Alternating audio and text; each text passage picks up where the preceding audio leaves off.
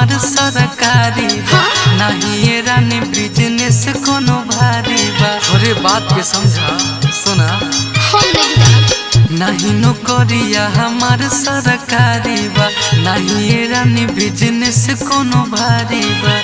तारा पर जाके खर्चा बकाता ना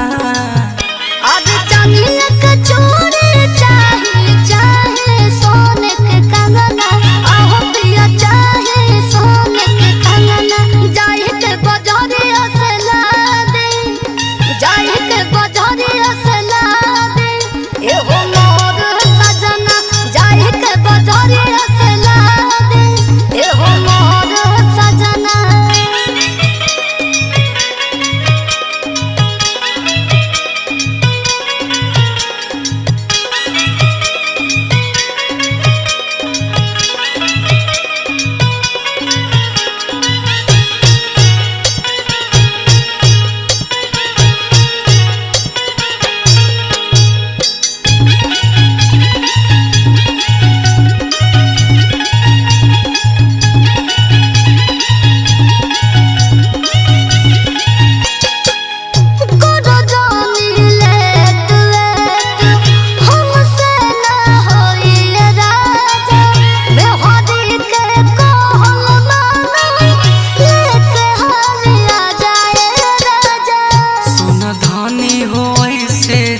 करबू त कैसे होई गुस्सा करबू आ मुहवा फुलैबू त दिल बड़ी रोई।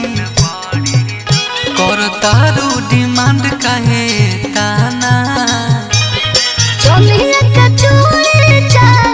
चाहे सोने के कंगना आहो पिया चाहे सोने के कंगना जाए के बजरिया से ला दे आ जाए के बजरिया से ला दे ए हो मोर सजना जाए के बजरिया से ला दे ए हो मोर सजना।